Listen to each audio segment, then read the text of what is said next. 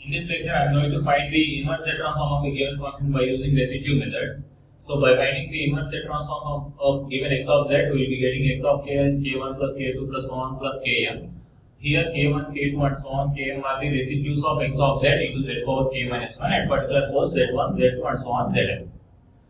Here, we will be getting two cases. In case of case 1, if x of z into z power k minus 1 has simple pole at z equals to r, then the formula to find the residue at that pole is k equals to limit z tends to r z minus r into x of z into z power k minus 1.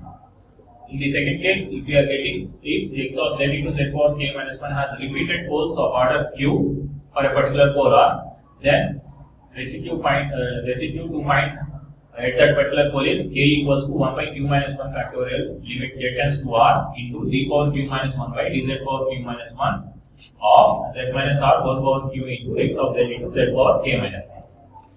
Here we will take an example how to find the inverse Z transform by using residue method. X of z is given as 1 plus 3z inverse by 1 plus 3z inverse plus 2 into z power minus 2.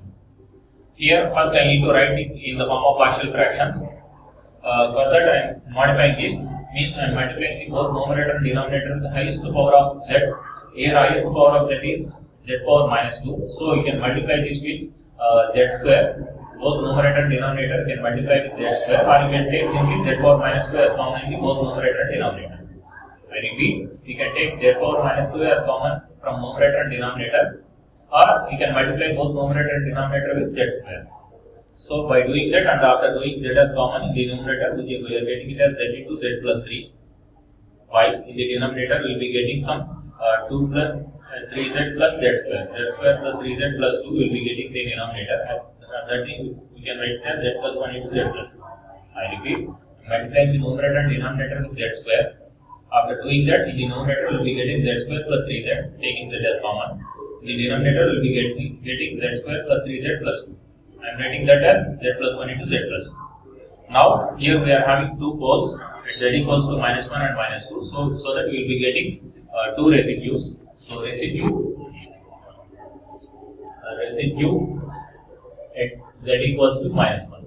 So that is taken as k1 equals to, formula is 1 by q minus 1 factorial means 1 by 1 minus 1 factorial means 1, 0 factorial 1, limit z tends to minus 1, z minus r means here z plus 1 into x of z means z into z plus 3 by z plus 1 into z plus 2 into z power k minus 1.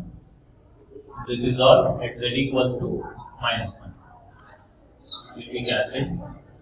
This z and z power minus 1 will be cancelled.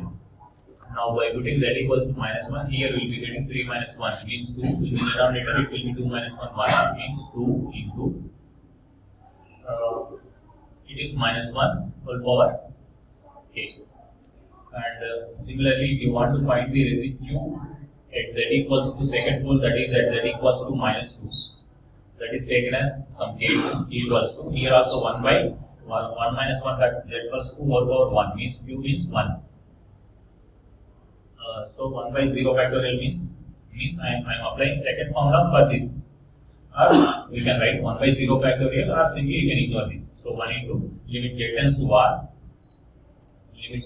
r, r means here it is minus 2. So in the case r, you can write minus 2. Next it is limit, it is already written over there. Limit z tends to minus 2, z minus of minus 2 means z plus 2 into x of z is z into z plus 3 by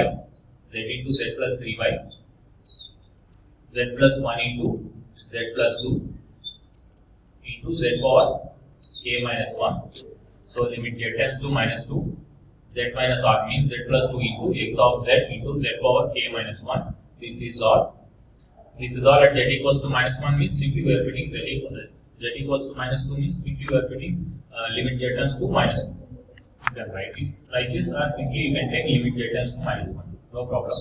Now z plus 2 gets cancelled. Now by putting z equals to minus 2, and this z at z inverse gets cancelled. And by putting z equals to minus 2, 3 minus 2 means 1. 1 minus 2 means minus 1 means minus 1 into minus 2 whole power k. Now inverse Z transform of x of z becomes x of k equals to simply sum of the residuals k1 plus k2. So k1 is obtained as 2 into minus 1 whole power k and k2 is obtained as minus 1 into minus 2 whole power k. In this way you can find the residues. Now in this example, x of z is given as 2 into z inverse by 1 minus 1 by 4 into z inverse whole square. I am going to find the inverse z transform for this function using residue method. Here I am rewriting this function as x of z equals to, I am taking z inverse as common from the denominator, and after doing the simplification, I am getting it as 2z by z minus 1 by 4 whole square. I repeat again, I am taking the z inverse as common from the denominator. Here we will be getting z power minus 2. So z power minus 1 by z power minus 2 means z inverse. So that is going to denominator 2z by. Now in the bracket it becomes z minus 1 by 2 whole square. Now here we are having a repeated 4 of order 2, means this comes under second case. So further we will be getting residue as k equal to 1 by q means 2 minus 1 factorial into limit z tends to r means 1 by 4 d power q minus 1 means d power 1 by dz power 2 minus 1 of z minus 1 by 4 whole square into x of z means 2 into z by z minus 1 by 4 whole square into z power k minus 1. This and this thing gets cancelled and z inverse gets cancelled. D by dz of 2 into z power k means this becomes 1. So 2 into d by dz of z power k means k into z power k minus 1. This is all at z equals to 1 by 4. Now it becomes 2 into k into, in the place of z, we need to put 1 by 4 whole power k minus 1. This is the residue, nothing but your x of k for the given x of z.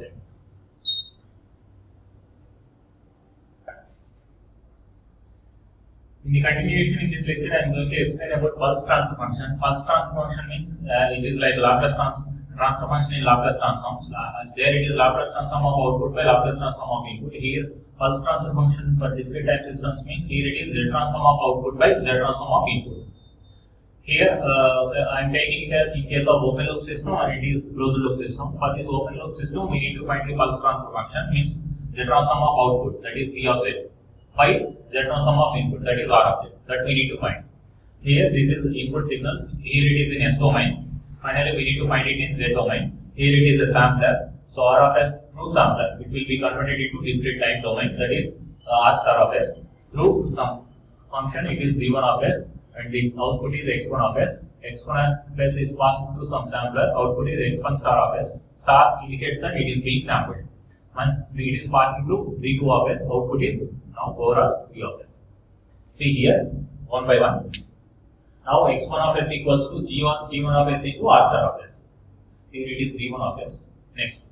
Now I am doing this sampling for this. Why I am doing this sampling for this means there is a sampler over here, so that we need to sample this x1 of s. So we need to start in this. Starting the above equation. Starting the above equation means we are doing the sampling. So x1 star of s equals to r star of s. Again doing sampling means becomes r star of s, and g1 of s becomes g1 star of s. Starting indicates that it is being sampled. Next, from this C of s equals to G2 of this into x1 star of s. Now again I am starting this equation. So C star of s equals to, why I am doing starting is in order to get the C of z first we need to start. So C star of s equals to G2 star of s into x1 star of s. X1 star of s whole power star means again it will be x1 star. Now C star of s equals to G2 star of s into x1 star of s means from this equation I can put this here, G1 star of s into r star of s.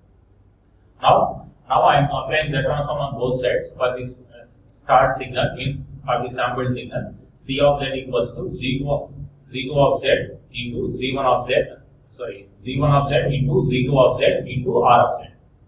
Now C of z by R of z becomes Z1 of z into Z2 of z. So this is the pulse transfer function for this open loop system. Now let us do the same thing for closed loop system. Here it is input signal R of S is being passed through sampler, output becomes R star of S, and it is here it error being applied and error is being generated. It is the G of S plant function, this is feedback function, and this is output C of S. Here also we need to find pulse transfer function C of Z by R of Z. See here, C of S by E of S becomes G of S, that means C of S equals to G of S into E of S. Now, if you see here, E of S equals to R star of S minus H of R star of S minus C of S into H of S. See here, E star of S, E of S equals to R star of S minus H of S into C of S. So R star of S minus C of S into H of S. This is equation number 2. Now from 1 and 2, this is 1 and this is 2. From 1 and 2, C of S equals to in the place of E of S, I am putting this equation. That means now in the place of E of S, that is C of S equals to G of S into in the place of E of S, I am putting this. Means R star of S minus C of S into H of S. See here. Actually, need to put bracket over here. C of S equals to G of S into E of S. E of S means equation 2. So this is the thing which we need to put here. R star of S minus C of S into H of S. G of S is taken as common. Okay. There is no S over here. Now, if you take C of S as common, now it becomes C of S into 1 plus G of S into H of S equals to G of S into R star of S. Now, C of S equals to, taking this to the right side, G of S by 1 plus G of S.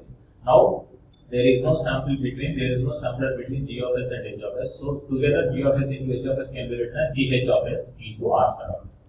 Now, starting on both sides gives C star of S equals to, why I am doing starting over here means in order to get this C of Z we need to start.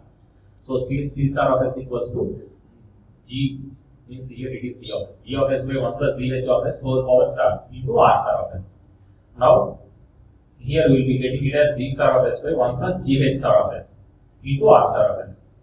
You can write one more step over here. Now it is C star of S equals to G star of S by 1 plus GH star of S into R star of S.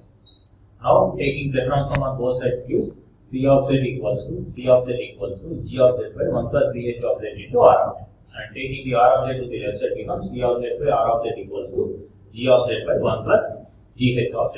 In this way we can find the pulse transfer function for the open loop system and closed loop system as well.